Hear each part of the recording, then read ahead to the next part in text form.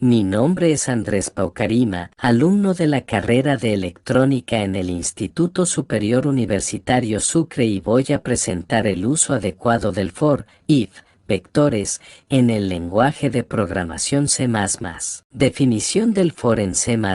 Un ciclo for es una estructura de control iterativa que nos permite ejecutar de manera repetitiva un bloque de instrucciones, conociendo previamente un valor de inicio, un valor final y un valor de incremento para el ciclo, como podemos observar en la figura, así como en la vida real. El ciclo for está presente en toda acción repetitiva que tenga un proceso de forma ordenada y lógica para el cumplimiento de un propósito o resolución de un problema. Un ejemplo muy notable es el ciclo del agua que pasa por un proceso ordenado, el estado del agua de sólido a líquido y gaseoso, para el uso y consumo de los seres vivos de nuestro planeta. Para entender mejor este tema, pasaremos a hacer un ejemplo en C++. Agregamos como comentario en la descripción del ejemplo, que en este caso es usar la sentencia for para obtener los números del 1 al 10. Agregamos sus librerías correspondientes al inicio del programa. Luego declaramos sus variables como enteros y definimos el inicio y el final del bucle con su respectivo incremento. Pasamos a cerrar a verificar el cierre de cada sentencia desde la función main hasta el ciclo for con sus respectivas llaves y pasamos a ejecutar el programa.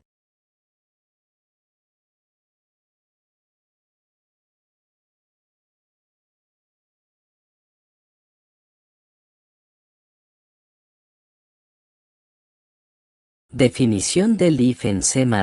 Básicamente, un condicional if es una estructura que nos posibilita definir las acciones a ejecutar si se cumple cierta condición y de ese modo modificar la ejecución de tareas en un programa según se necesite. Como observamos en el ejemplo que está en la imagen, el condicional es la edad de una persona. Si es mayor a 20 años podemos afirmar del lado derecho es verdadero, pero si la edad no cumple con el condicional entonces lo determina como menor de edad, es decir, del lado izquierdo como falso. En lo práctico también usamos un condicional. Como las personas tenemos un aspecto humano llamado conciencia, lo usamos para tomar decisiones, pero el CPU de una máquina debe obedecer a la condición previamente designada por el programador. Esto hará que se cumpla una sentencia ya sea verdadera o falsa. Entonces cada vez que tomamos decisiones basadas en pensamientos o acciones definirán una consecuencia ya sea esta buena o mala, verdadera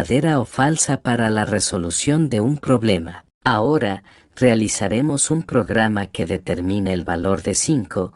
Si el valor es 5 cumplirá el condicional y será verdadero, si no pasará a ser falso. Para empezar declaramos las librerías, las variables y el inicio del programa con la función main. Definimos la función if con su condicional, el cual si éste cumple, el programa mostrará un mensaje que diga el valor es 5. Si no, el programa mostrará el valor es diferente de 5, procedemos a ejecutar el programa y verificar si hay errores. Si no hay errores en el código, el programa empezará a funcionar.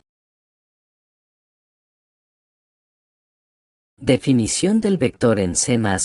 Un vector es una clase genérica que permite almacenar una colección de objetos del mismo tipo. Al igual que con los vectores estilo C, podemos acceder a los elementos del contenedor vector usando un índice y el operador de indexación. Los elementos ocupan posiciones contiguas en memoria. En el siguiente gráfico, podemos ver que las posiciones de cada número que se va a guardar en la variable del programa empieza desde 0, entonces para determinar el número de posiciones que existirán en este gráfico debería ser n veces menos 1.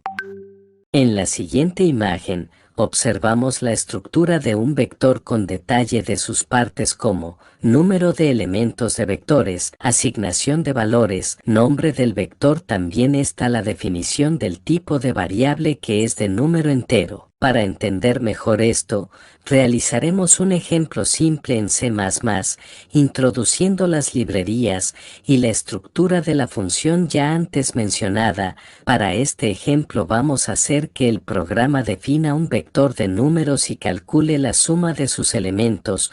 Con el problema ya definido estamos creando el código para ejecutarlo en C++. Una vez creado el código lo guardaremos y procederemos a comprobar que el programa se ejecute sin ningún tipo de errores. Como podemos observar, el programa se ejecutó sin problemas y obteniendo la suma de los elementos que se encuentran dentro del vector, que es igual a 15. Esto es todo, amigos, muchas gracias por ver este video y quiero agradecer a mi esposa Erika Chugulí por siempre estar a mi lado apoyando mi crecimiento académico. Lo logramos, mi amor.